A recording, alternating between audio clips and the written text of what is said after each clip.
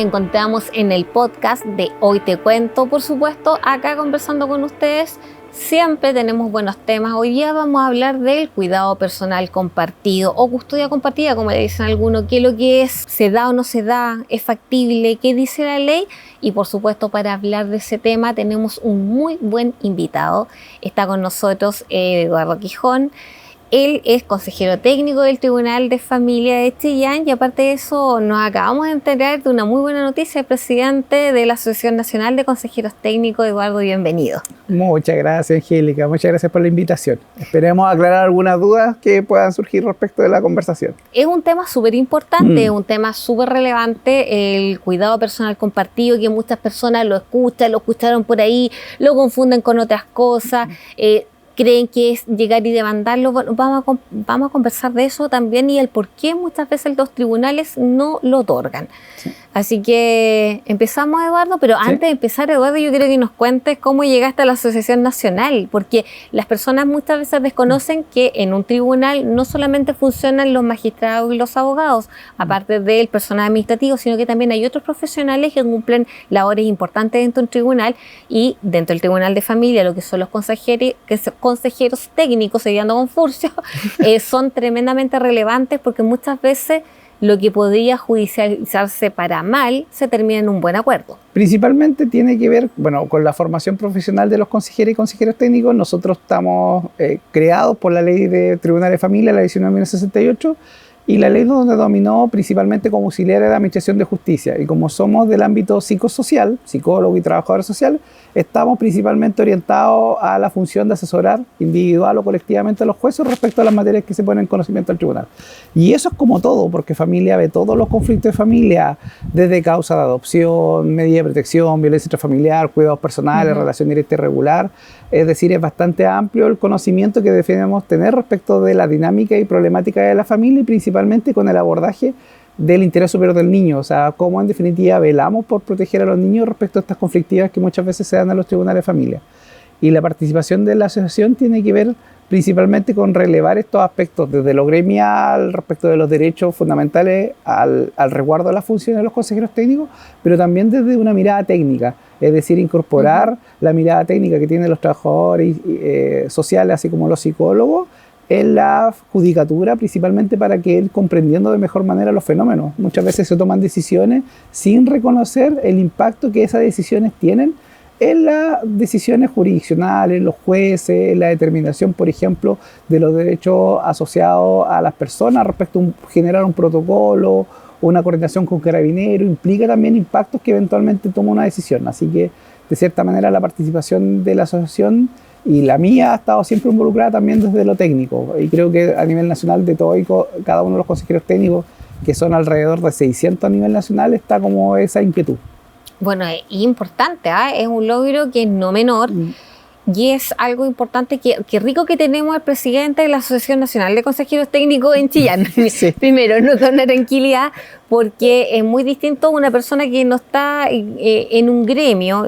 Aquí tampoco es que queramos decir, no, los que no están en un gremio no valen, pero el estar en un gremio da, digamos, una visión distinta porque también se basa en la cooperación entre uno y otro. O sea, ¿cómo lo resolviste tú? ¿Qué es lo que ustedes aconsejan? Como muy bien decía, aquí hay una visión de carácter técnico sobre las decisiones que vaya a tener un tribunal y que son relevantes porque muchas veces estas decisiones que son de carácter técnico afectan a las personas más vulnerables, que en este caso son los niños, son aquellas que han sufrido vulneración en sus derechos, y a los adultos mayores, porque ojo, también los tribunales de familia ven las causas, sobre todo las causas de alimentos y de cuidado personal que pueden tener los adultos mayores cuando ya no son autovalentes o cuando no tienen los medios suficientes para subsistir.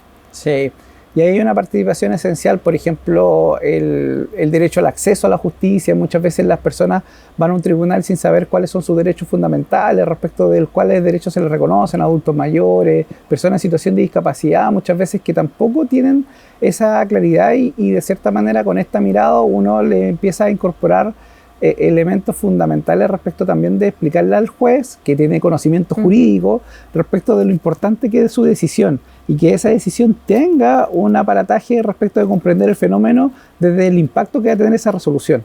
Y yo creo que ahí hay una participación importante del ámbito psicosocial y que la participación de la Asociación de Consejeros Técnicos ha estado permeada principalmente respecto de participación en esto. Por ejemplo, nosotros participamos en la mesa de infancia, participamos en la mesa de familia, en la mesa de género, en las mesas de género del Poder Judicial, en todo y cada una de las mesas que impactan derechamente el cómo los tribunales llevan al desarrollo una política pública. Así que, de cierta manera, creo que hay bastante incidencia a nivel nacional. Y uno a nivel de la asociación puede ir recogiendo de Arica a Punta Arenas la realidad que vaya pasando en cada uno de los tribunales. Bueno, humanizar también una política pública, ¿sí? Es como el rol que cumplen, porque si bien es cierto, nosotros los abogados estudiamos la ley, y hoy en día quienes nos dedicamos a familia ya no solamente tenemos que aprendernos la ley, cómo aplicarla y todo, sino que también tenemos que ver estos aspectos que son fundamentales, que es la reparación del maltrato, el daño severo que pudiera tener, el trauma severo que pudieran tener quienes sufren vulneración de derechos, sobre todo los niños. Y respecto a eso mismo, el cómo se van relacionando. Y pasa que de repente la gente en el diario vivir, en cómo van cambiando las sociedades, oye, antes era muy feo y muy mal visto una separación. Antes era como raro. Así yo te digo, en la época de mis papás eso era raro. Era como, oye, apunta con el dedo la persona. No, la separada. El separado. Pero hoy en día vemos que esto es una realidad y que también obedece a los cambios sociales y a los cambios del bienestar que pueda experimentar cada persona y que pueda experimentar su núcleo familiar. Y con respecto a eso, tenemos que cuando las personas se separan y tienen hijos, se genera una problemática que es no menor. Una problemática donde muchas veces estos padres que rompieron esta relación de pareja, ya sea matrimonio, sea convivencia, la relación se rompe respecto de ellos, pero no se rompe respecto de los hijos, donde hay obligaciones que cumplir. Y hoy en día una de las grandes peleas que tienen, aparte de los alimentos, se produce precisamente con el cuidado personal. Y el cuidado personal, muchas veces dicen, ay, pero es que ella era mala o él era malo y pues se quedó con el cuidado personal. No obedece a cómo es esa persona, sino que obedece a la mejor circunstancia que puede tener un niño para desarrollarse.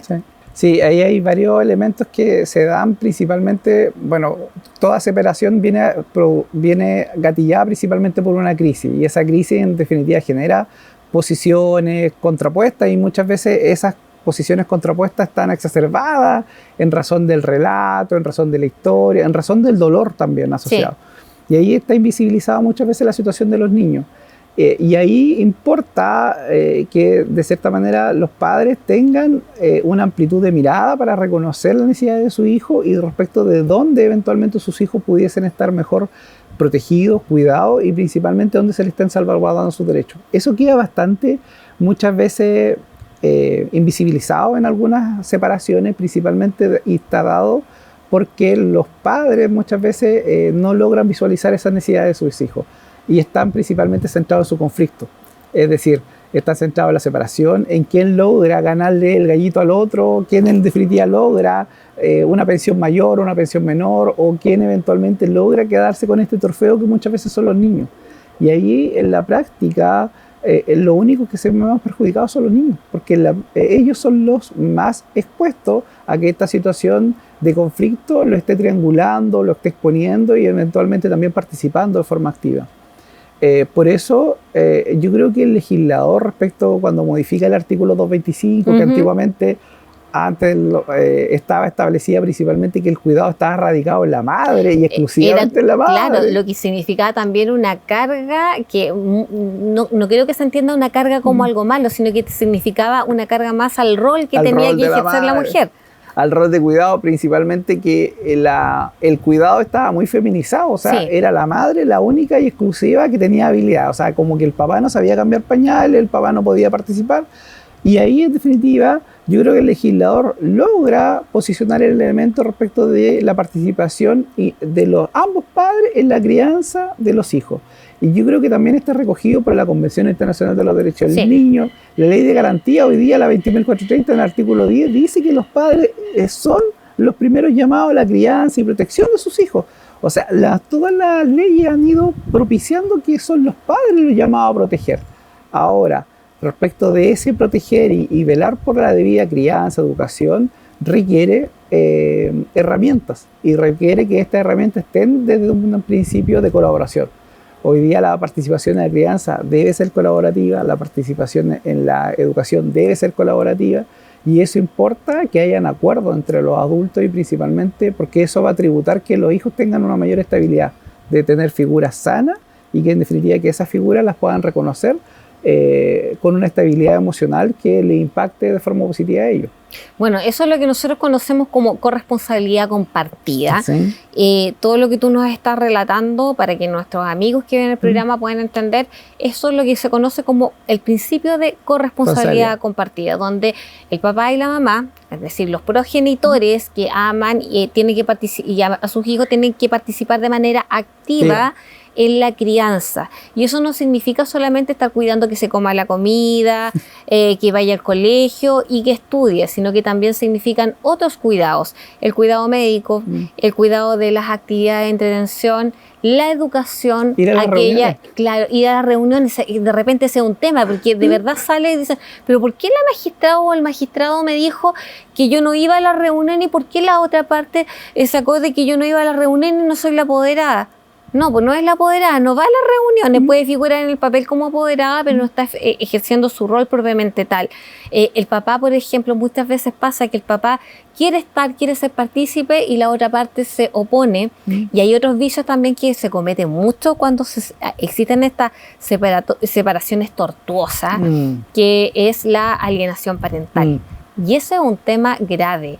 El papá y la mamá que la ejerce, por muy enojado que esté con la contraparte, porque la engañó, porque la maltrató, porque hizo cosas que quebraron definitivamente la relación, no puede quebrar esta relación del hijo con el padre, porque a lo mejor era malo como pareja, pero es bueno como papá. Y es un tema súper importante y que es un tema que se discute y que también es relevante al momento de otorgar un cuidado personal.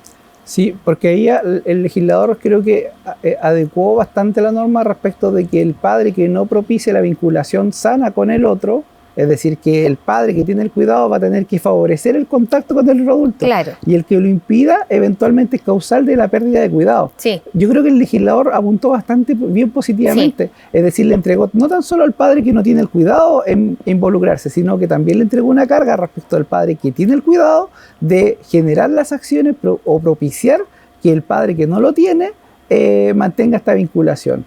Y en definitiva muchas veces, por eso se habla del trofeo. El padre que tiene el hijo muchas veces cree que es un trofeo y no es así. Este padre también tiene una carga de propiciar que el padre que no tiene este cuidado pueda involucrarse con sus hijos, pueda en definitiva participar, y esto no quita respecto de la separación o eventualmente los conflictos que tuvieron ellos. Y en definitiva aquí no es omitir aquello, es una historia que ellos tuvieron, pero lo importante aquí es reconocer cuáles son los intereses de sus hijos. Y ese interés está propiciado para efectos de que ellos tengan relaciones sanas y se puedan desarrollar de forma efectiva con ambos progenitores, porque ambos son su historia, son su identidad, claro, son su realidad. Y de hecho la Convención Internacional de los Derechos del Niño establece que los niños tienen derecho, aparte de tener su identidad, y parte de la identidad es saber quién es su padre y madre, investigar su familia. Sí, entonces eso es un tema súper importante, involucrarse con ellos, y además que es sano. Nosotros queremos formar como sociedad seres humanos que sean integrales. Y aquí viene todo el cuestionamiento de que ya, hay separaciones que son buenas, ¿sí? Hay separaciones que son buenas, que dicen, ¿sabes qué? Vamos a terapia, no funcionó, y en la misma terapia se dan cuenta que no funciona, lo mejor es separarnos.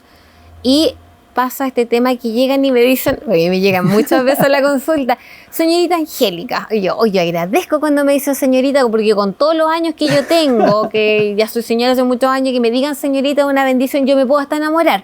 Así que mejor no me lo diga. Pero me dicen, ¿sabe qué, señorita Angélica? Yo quiero el cuidado personal compartido. Yo quiero la tuición compartido, porque yo leí que compartido, corresponsabilidad compartida no significa eso. Y es importante que lo tengan sumamente claro, así que vamos a pedirle aquí a Eduardo que nos explique. Sí, uno principalmente la corresponsabilidad, que es la participación activa de ambos padres, y muchas veces está relegado que el cuidado lo tiene uno u otro.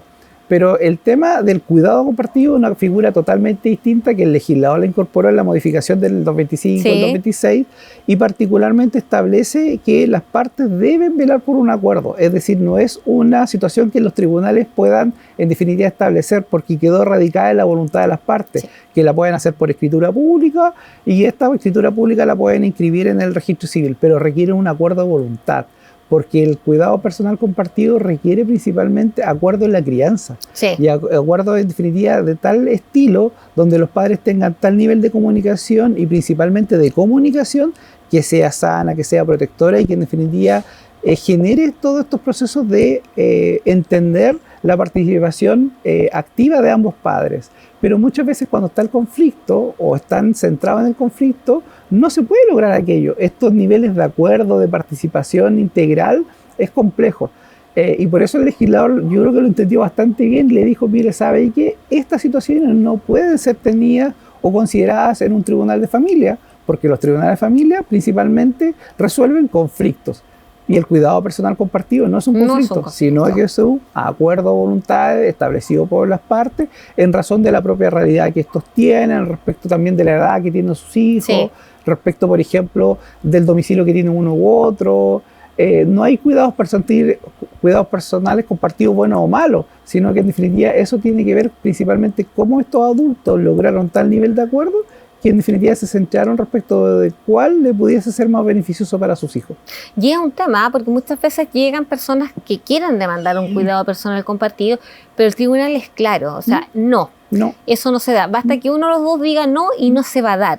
Y además que hay otros factores que también son importantes y que muchas veces los papás, por tener a este hijo, porque lo aman, no pensemos tanto que el hijo trofeo, sino que pensémoslo desde el punto de vista de que lo aman, no quieren separarse de él y que es súper válido. O aprensivos, padres que son muy aprensivos. Claro, o padres aprensivos, que también pasa, ¿no? ¿Qué le va a pasar? O que tú vas a conocer a alguien y típico, entonces no, dicen que no.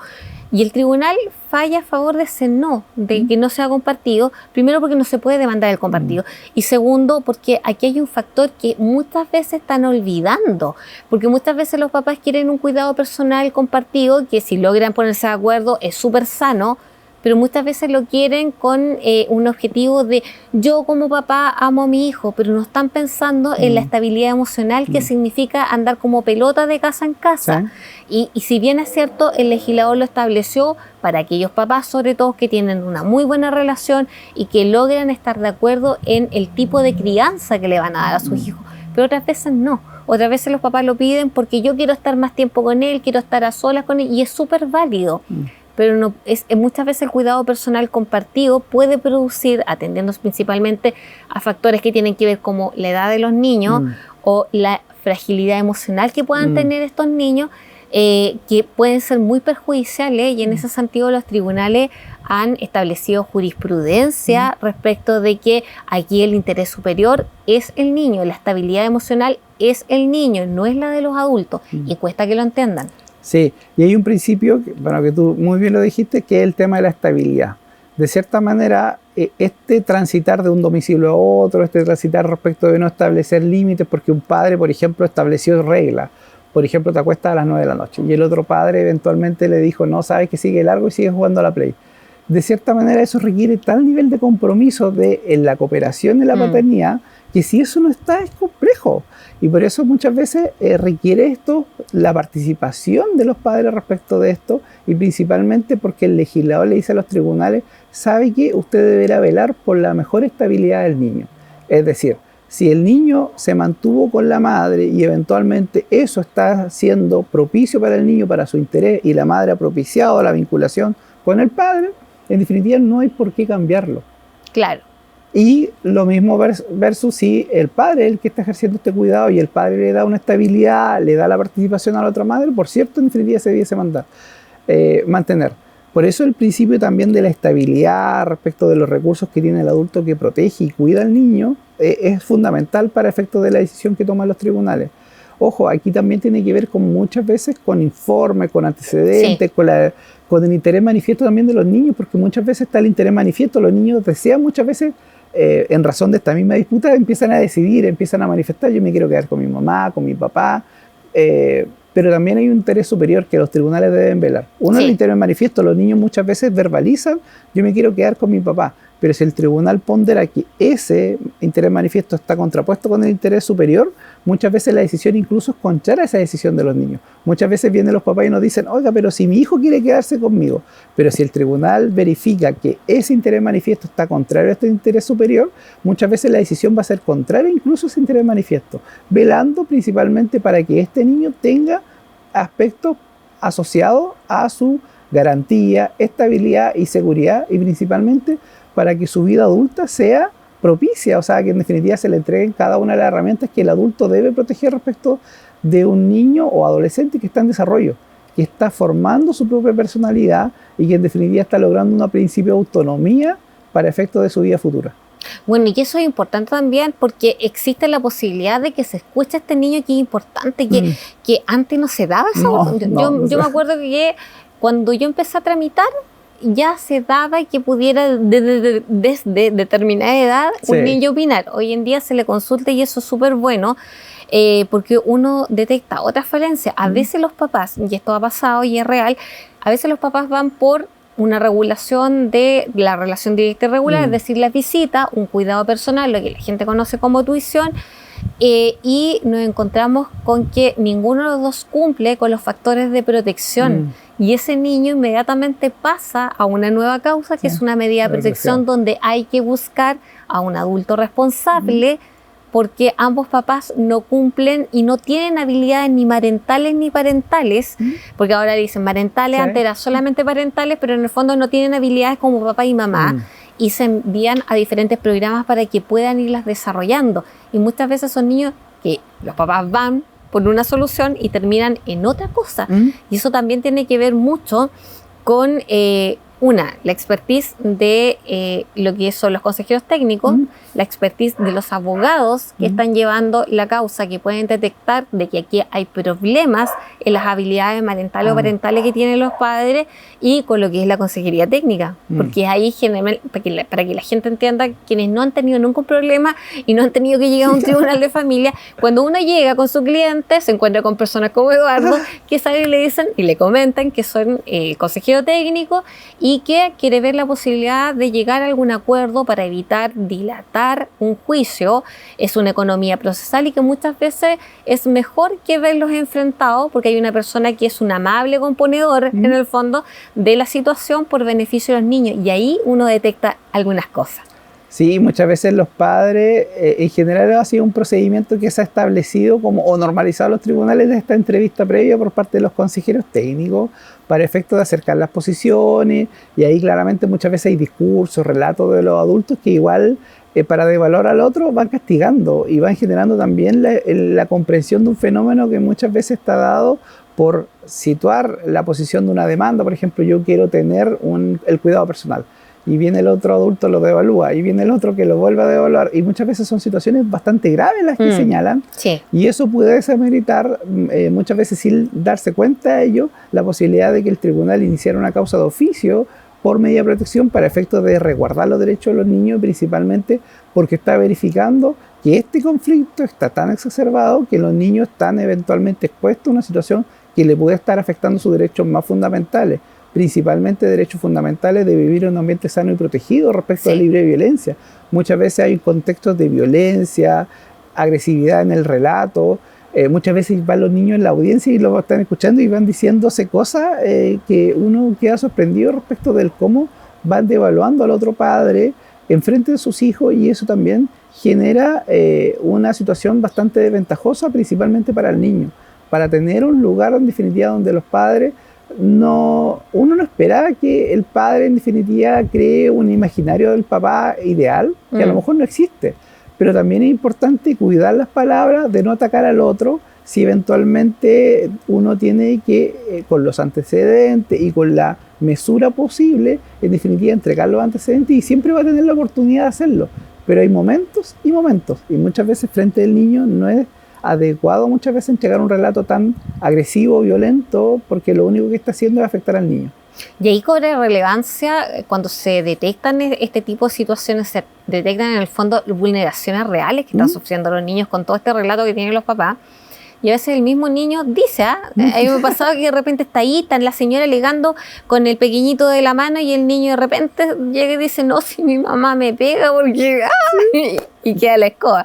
Y ahí es cuando cobra relevancia la extensa parental, que otro término que muchas veces la gente no entiende. Cuando hablamos de extensa parental, estamos hablando del resto de la familia, el apoyo, la abuelita, el abuelito, los tíos, los hermanos, los primos, porque de repente tenemos situaciones donde tenemos hermanos mayores de edad que tienen su propia familia, que está muy bien organizada, que se llama muy bien, pero tienen una mamá que tuvo un pequeñito con una pareja o con el mismo papá, que tuvieron este conchito y tienen hechos de violencia que pudieran estar eventualmente vulnerando a los derechos de este menor o a este menor.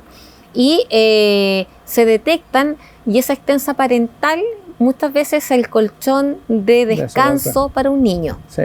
Y ahí muchas veces se da relatos que los padres empiezan a discutir, por ejemplo, el cuidado personal, relación directa y regular, y muchas veces los niños, adolescentes, visualizan como su figura protectora a un tercero, al tercero que eventualmente es la abuelita, el tío, e incluso algunas veces se da, no siempre, pero muchas veces se da la pareja actual de la madre o del padre, que muchas veces empiezan a garantizar, porque como son terceros que eventualmente no están centrados en ese conflicto, empiezan a generar cierto nivel de contención emocional respecto de estos niños.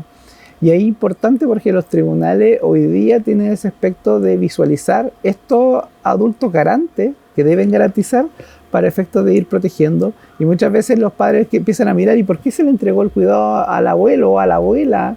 Porque en definitiva es él que le está dando este colchón y soporte emocional que muchas veces estos padres no le están entregando. Mi adulto de contención, como dicen ahora en los colegios, que está de moda con los psicólogos en los colegios, de tener una figura de un adulto que sea relevante, que sea de contención de un niño, y buscarlo. Y muchas veces, como tú bien dices, Eduardo, esta a veces la pareja, es una pareja nueva, que resulta ser este adulto de contención emocional de un niño y que presenta y da garantías más óptimas que el padre y la madre. Sí, y muchas veces es donde se centran los conflictos, porque la otra persona que terminó la relación, muchas veces hasta nueva pareja la visualiza como el malo de la película, pero muchas veces a lo mejor no es tan malo, a lo mejor incluso para el niño o la niña es una figura bastante significativa y bastante más presente. Por eso es importante mirar todos los aspectos de manera integral.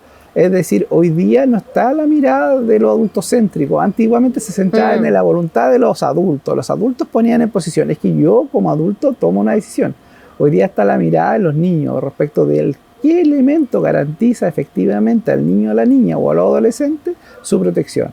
Y yo creo que eso es una mirada que en definitiva nos entrega la ley de garantía, la convención, que antiguamente no se le daba tanto revuelo. Si bien la convención de los años 90, en general los procedimientos de familia no estaban tan involucrados a incorporar como elemento normativo a nivel internacional. De hecho, eran juzgados de menores donde se veían cosas como ya se llevan mal y se decretaba inmediatamente porque la ley lo establecía, que el cuidado personal del niño quedaba la mamá con él, la tuición, ¿te acuerdas que ni siquiera existía la palabra cuidado personal? Por ejemplo, se hablaba del concepto de la visita. Yo visito a un amigo, yo visito a mi, por ejemplo, puedo visitar al doctor. Eso es una visita. Eso es una visita. Pero en cambio el legislador hoy día habla de relación directa y regular porque habla de una relación que sea directa, sea face to face entre el adulto y el niño, y regular, que en definitiva tenga una constancia regular.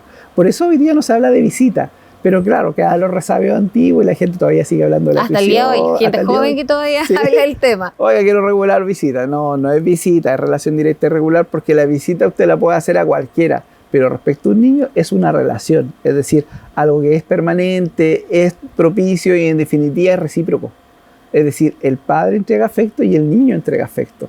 Y eso también es importante, que tiene que haber una importante relación entre ambos para efecto de que esto sea adecuado. Porque muchas veces también el adulto quiere forzar que este niño se establezca como una relación. Claro. Y muchas veces los adultos tampoco sintonizan con la necesidad del hijo. Por ejemplo, al hijo le gusta el fútbol y al papá le carga el fútbol. No lo lleva a la escuela de fútbol porque a él no le gusta.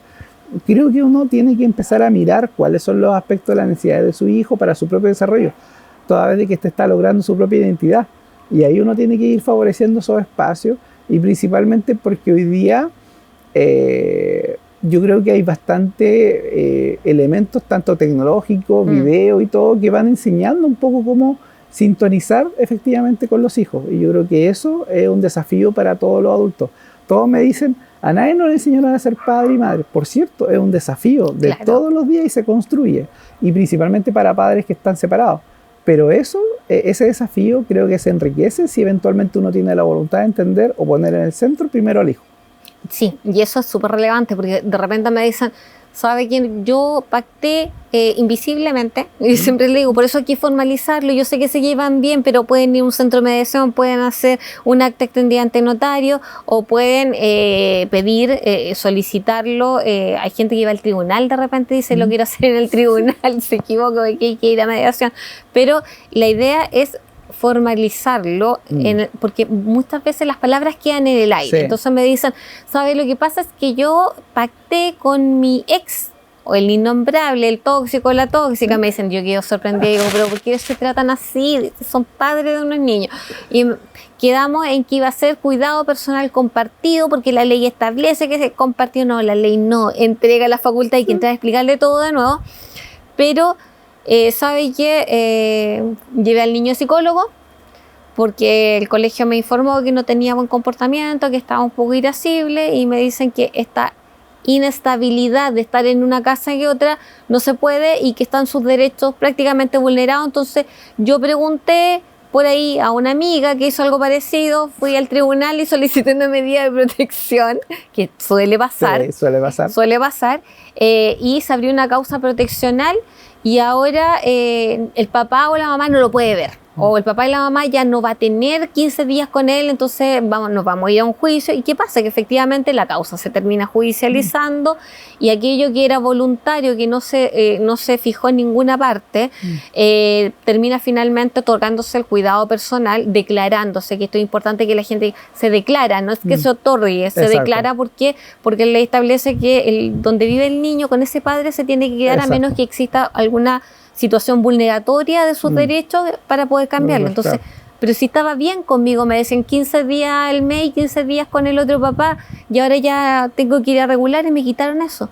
Y eso es un tema que tiene que ver con que las causas de familia, que esto es importante que la gente, nuestros amigos que nos ven, lo sepan, cuidado personal, alimentos, relación directa y regular, no son causas que producen cosas juzgadas. No. La cosa juzgada es que usted ya habló de eso, las mismas partes, las mismas personas, la misma razón, ya eso se cierra y se deja establecido. En caso de familia no, porque las familias evolucionan de formas distintas y lo que es bueno para el niño hoy día puede que a lo mejor otro padre el día de mañana ofrezca algo mejor y que tiene que ver con el desarrollo integral de este niño. Y ahí es súper importante porque las capacidades, y aquí hablamos de capacidades que tienen los adultos para desplegar estrategias de cuidado, muchas veces no son las mismas, porque las dinámicas cambian. Por ejemplo, hay un padre que muchas veces tiene muy buenas estrategias para niños que eventualmente son dependientes, lactantes y preescolares, pero eventualmente cuando ya empiezan a la adolescencia, la forma de la interacción, donde empiezan a tomar principalmente independencia, las herramientas a lo mejor se van debilitando. Y dice, oye, pero si yo siempre fui una madre, si nunca a lo mejor lo fue, o nunca fue una mala madre, pero a lo mejor la herramienta hay que fortalecerla y a lo mejor después esa circunstancia va variando.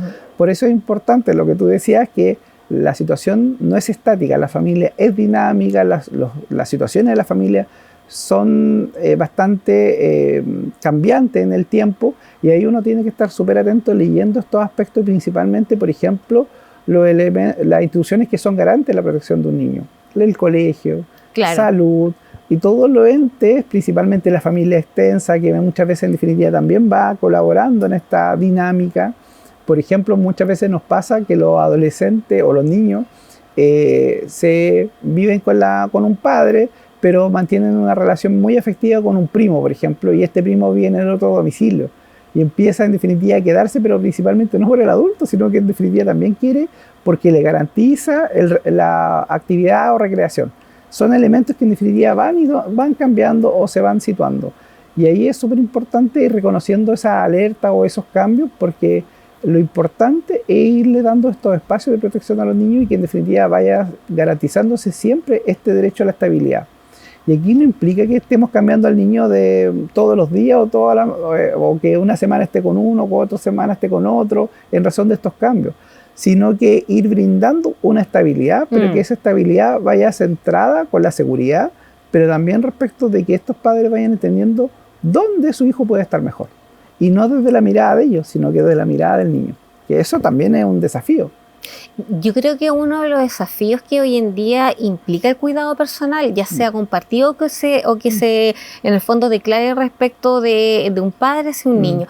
Yo creo que uno de los grandes desafíos es cómo evolucionamos los adultos. Si los niños allí no son juguetes, los niños no pueden andar de un lado a otro, y aquel padre que no tiene el cuidado personal tiene su derecho garantizado, que, ojo, antes era solamente un derecho de los niños, ahora es un derecho para el papá o la mamá que no tiene el cuidado personal, es un derecho el relacionarse, el mantener esta relación directa y regular de manera constante. Pero aquí el papá, el que no se queda con el otorgado por el tribunal, con este cuidado personal, tiene que entender que no es que sea malo, no es que no reúna las condiciones, solamente que este niño va a tener las mejores garantías de cuidado. Por algo es cuidado personal, es grande, una palabra cortita, pero engloba algo mucho más grande, con la mamá, porque a lo mejor tiene mejor estabilidad respecto para poder estar con él más tiempo. A lo mejor sí se dedica, porque ojo, una cosa es estar harto tiempo y otra cosa es no prestarle atención a un hijo.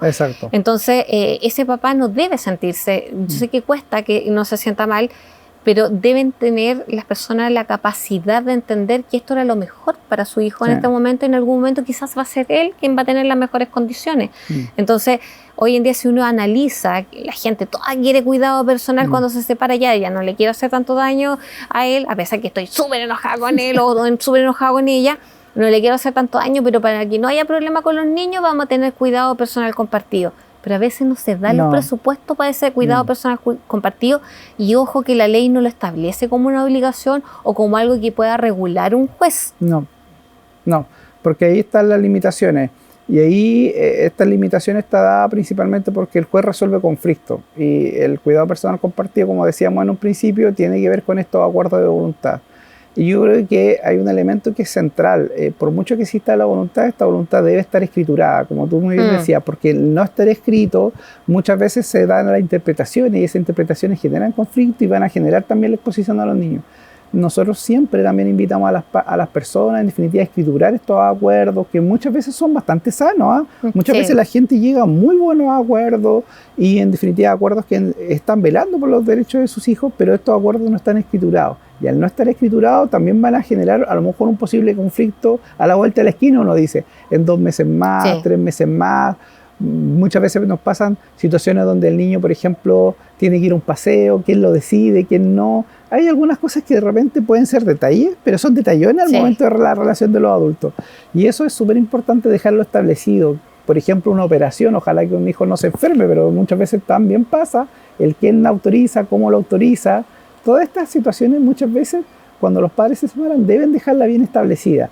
¿Para qué? Para efectos de evitar estos conflictos, y que donde sus hijos eventualmente se puedan ver afectados y a lo mejor restringidos en sus derechos.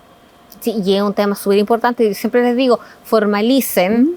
Esto hay que dejarlo formalizado. ¿Y cómo lo dejan formalizado? Pueden hacerlo mediante lo que es la mediación, cuando van a mediación, que por lo demás es un requisito previo a cualquier demanda de cuidado personal, de relación directa regular o de alimentos, está el cumplir la mediación, porque en el fondo la mediación muchas veces genera una economía procesal, es decir, evita judicializar una causa y evita atiborrar los tribunales de familia, que ojo, no es que se demoren por demorar, hay una cantidad de problemas que se ven en familia que es no menor, y llegan a buenos acuerdos de repente en lo que es la mediación, y siempre tienen que velar por este niño, o lo pueden hacer mediante escritura pública con un abogado, pero formalícelo, no puede quedar en el aire, porque si queda en el aire, las palabras se las lleva el viento, como dice el dicho. Sí, eso es efectivo. Sí. Y ahí es súper importante, los padres al momento de regular esto, es buscar asesoría. Muchas veces están los centros de mediación, están los abogados particulares, abogados incluso si no se tienen los recursos de ir a asistir a la Corporación de Asistencia Judicial. Hay muchos estudios, por ejemplo, hay clínicas jurídicas de las escuelas de Derecho, que muchas veces entregan lineamientos respecto de aspectos que muchas veces los padres pueden velar para efectos de tener claridad respecto de lo que van a acordar cómo lo van a acordar y también respecto también de resguardar sus propios derechos. Es un tema importante, un tema que hay que considerar. Nadie tiene el futuro asegurado, nadie tiene todo esto resguardado. No sabemos si nuestras relaciones de pareja, ya sea que llevemos 1 año o 50 años, van a resultar, a veces tenemos 50 años de matrimonio, somos abuelitos y estamos a cargo del cuidado personal de unos niños, nos separamos los abuelitos y queda el mismo problema como si fuéramos los papás jóvenes de esos niños. Entonces aquí hay harta cosa que ver. Se nos hace cortito el tiempo. Muchas gracias, Eduardo. Yo creo que te vamos a invitar más adelante porque hay hartas cosas que conversar. Nos falta todavía lo que es la relación directa y regular, lo que son los alimentos, lo que son las medidas de protección. Así que, amigas y amigos, vamos a tener a Eduardo más adelante. Eduardo, yo te quiero dar las gracias. No, nada que agradecer, y yo en verdad encantado y porque son temas que muchas veces uno no conversa. ¿Por qué no los conversa? Porque los espacios laborales muchas veces no dan para explicarle a las personas todos estos aspectos que en definitiva se visualizan en una causa. Muchas veces uno explica como 2 o 3 minutos a las personas y queda con la sensación, esto lo pudieron haber solucionado más rápido si eventualmente hubiesen sabido lo que esto implicaba. Muchas veces la gente nos verbaliza, oiga, sabe que yo quiero esto otro, y uno le explica, es que no se puede hacer por esto, y la gente entra al conflicto, pero ¿por qué no me lo dijeron antes? Me hubiera evitado todos estos problemas. Yo creo que estas conversaciones tienen que ser abiertas, tienen que ser principalmente conocidas por todos, porque en eso va a impactar de forma positiva, principalmente que la relación al término de una relación de pareja, cuando los padres se separan, va a impactar principalmente en estos padres, que puedan tener una comunicación más fluida, pero también va a impactar directamente a los niños. O sea, yo creo que eso es lo relevante, así que yo disponible para cualquier otra invitación respecto de este u otros temas. Muchas gracias, Eduardo. Y nosotros nos despedimos con Eduardo, por supuesto, y esperamos vernos más adelante en otro podcast de Hoy Te Cuento, por supuesto, aquí con ustedes. Nos vemos, chao. Chao.